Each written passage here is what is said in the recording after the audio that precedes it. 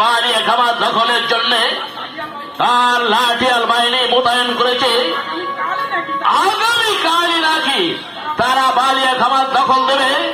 হ্যাঁ বাবুজি, আমি আমার সহকারী শঙ্কর লালকে পাঠিয়েছিলাম ওই বালিয়া খামারের খোঁজ নিতে। শঙ্কর লাল বললেন লালা বাবু তার লাঠিয়াল বাহিনী মোতায়েন করেছে, আগামীকালই তারা বালিয়া খামার দখল নেবে। হ্যাঁ বাবুজি, লালা বালিয়া খামার দখলের জন্য লাঠিয়াল বাহিনী মোতায়েন করেছে, আর তোমরা সবাই হাত পা গুটিয়ে বসে আছো। না বাবুজি, আমরা হাত পা গুটিয়ে বসে নেই, আমরা আমাদের বাড়ি তৈরি রেখেছি। আপনার আদেশ পেলে আমরা বালিয়া খামার দখল দেব। আমি বালিয়া খামারে খোঁজ দিতে গিয়েছিলাম, দেখলাম লাঠিয়াল বাহিনী মোতায়েন করে রেখেছে। আগামীকাল তারা বালিয়া খামার দখল নেবে। বাবুজি, আপনি আমাদের হুকুম দিন মালিক, আজ রাতে আমরা ওই বালিয়া খামার দখল নেব। হ্যাঁ বাবুজি, আপনি আমাদের হুকুম দিন, আজ রাতেই আমরা বালিয়া খামার দখল করে তাদের বুঝিয়ে দেব আমরা বীর, আমরা বীর। শঙ্কররা বাবুজি, বেশ, তাই করো। ওরা বালিয়া খামারে আসার আগেই তোমরা এই বালিয়া খামার দখল করে নেবে। যদি বাধা দিতে আসে তাদের সবাইকে বালিয়া খামারের মাটিতে চিরতরে ঘুম পাড়িয়ে দেবে। তারপর সেখানে উড়িয়ে দেবে আমারই নামাঙ্কিত পতাকা। তাই হবে বাবুজি, তাই হবে। আপনি আমাকে হুকুম দেন, আমি ওদেরকে যাচ্ছি, আজ রাতে আমরা ওই বালিয়া খাওয়া দখল নেব। তারপর ওরা যদি কেউ বাধা দিতে আসে তাদেরকে বালিয়া খাওয়ার মাটিতে ঘুম পাড়িয়ে দেব, আর সেখানে উড়ে দেবো আপনারই নামাঙ্কিত পতাকা। বাবুজি, শুধু ওই লাঠিয়াল বাড়িকে ঘুম পাড়ালে চলবে না। আমি চাই, কি চান বাবুজি? আমি চাই লালা বাবুর সৈন্য ছিল। ওই লালা বাবুর সৈন্য ছিল আজ 18 বছর ধরে মামলা চালিয়ে আমার হাজার হাজার টাকা খরচ করেছে, লক্ষ লক্ষ মানুষকে হত্যা করেছে। তাই চাই ওই লালা বাবুর সৈন্য ছিল। শুনে রাখো ভাগচ্ছে, যে আমাকে ওই লালা বাবুর সৈন্য ছিল যেতে পারবে তাকে আমি 10,000 টাকা পুরস্কারিত করব। যাও, এক্ষুনি যাও। আমি এক্ষুনি যাচ্ছি বাবুজি। আজ 18 বছর ধরে আপনার গোলামি করেছে, ওই বালিয়া খামার নিয়ে তিনবার লড়াইও করেছি, নিজের হাতে বহু মানুষকে আমি খুন করেছি, বহু নারীর সিঁদুর আকারে মুছিয়ে দিয়েছি, অনেক মায়ের কোল খালি করে তাদের অনেক অভিশাপ করেছি। কিন্তু আর নয়, আজ থেকে আমি ওদের পরে ঝাঁপিয়ে পড়বো। বেশ বেশ, তাই করো। তাই যাচ্ছি বাবুজি, তাই হবে। আমি এবার ওদেরকে বুঝিয়ে দেবো ওই বালিয়া খামার নিয়ে যদি আমাদের আবার অত্যাচার করতে আসেন তাদেরকে আমরা খতম করে ওই বালিয়া খামার মাটিতে চিরতরে ঘুম পাড়িয়ে দেব। হ্যাঁ বাবুজি, আমিও যাচ্ছি বাবুজি। ওই বালিয়া খামার আমাদের, না হয় আমাদের মরণ। ছুটে যাও ভগৎ সিং, ছুটে যাও, ছুটে যাও শঙ্কর লাল, ছুটে যাও।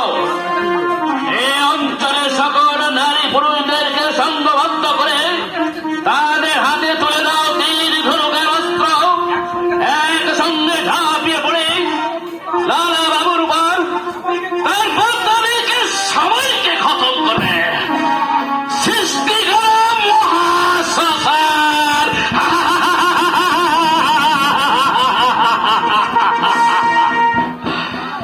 লালা বাবু, আমি তোমাকে খতম করবই করবই।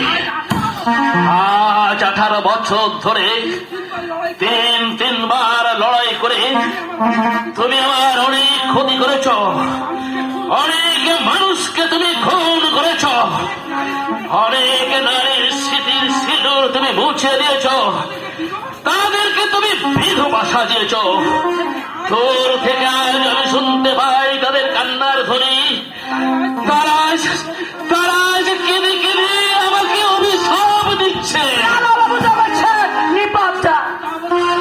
পদ্মাবতী, স্বামী অসহায় নারীর চোখের জল আর বুক ভরা অভিশাপ কোনোদিনও ব্যর্থ হয় না। যুগে যুগে ভাবে ধ্বংস হয়েছে বহু রাজ্য, বহু সোনার সংসার। এই পৃথিবী থেকে চিরতরে মুছে গেছে বহু অহংকারী দৈত্য দানব। তাই তোমার কাছে করজোড়ে অনুরোধ স্বামী, ওই পাপের পথ থেকে ধর্মের পথে ফিরে এসো।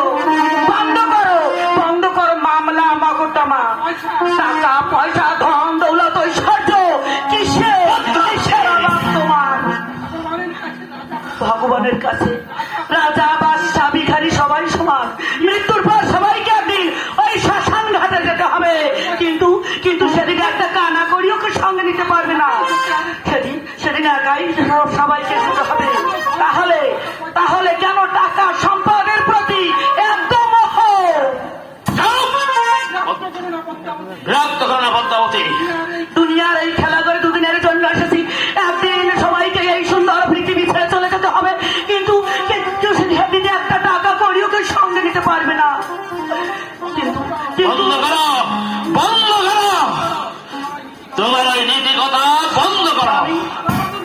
লালা বাবুর কাছে আমি পরাজয় স্বীকার করি আর মাথা নত করি, তুমি তো সেটাই চাও।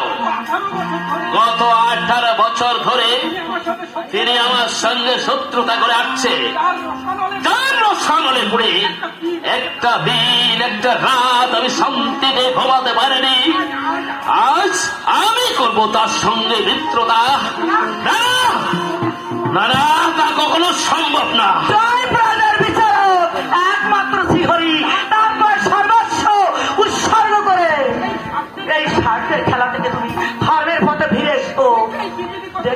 দেখবে এই সুন্দর পৃথিবীটা আরো কত সুন্দর, কত আনন্দময়। পদ্মাবতী, মনে রেখো, টাকা না থাকলে এই পৃথিবীতে কেউ কাউকে সম্মান করে না, পিতা পুত্রকে উপযুক্ত বলে মনে করে না। আর টাকা না থাকলে স্ত্রী স্বামীকেও ভালোবাসে না, সন্তান পিতাকেও শ্রদ্ধা করে না। ধন সম্পদই এই যুগের মাপকাঠি। কিন্তু তোমার কাছে টাকা পয়সা ধন দৌলত ঐশ্বর্য কিছু চাই না স্বামী। আমি চাই শুধু তুমি ওই হিংসার পথ থেকে এই ধর্মের পথে ফিরে এসে স্বামী। তুমি তোমার ধর্ম নিয়ে থাকো স্বামী, আমাকে আমার পথে চলতে দাও। কেউ না স্বামী, কথা শোনো। কি শুনবো? কি শোনাবে তুমি? আমি তোমার পায়ে ধরে অনুরোধ করছি, ওই হিংসার পথ থেকে ধর্মের পথে ফিরে এসো। ওই মরণ খেলায় তুমি আর চাপ দিও না। আমি তোমার পায়ে ধরে অনুরোধ। না না, পদ্মাবতী, তুমি বিরক্ত করো না। আমার পা ছাড়ো বলছি। বলো।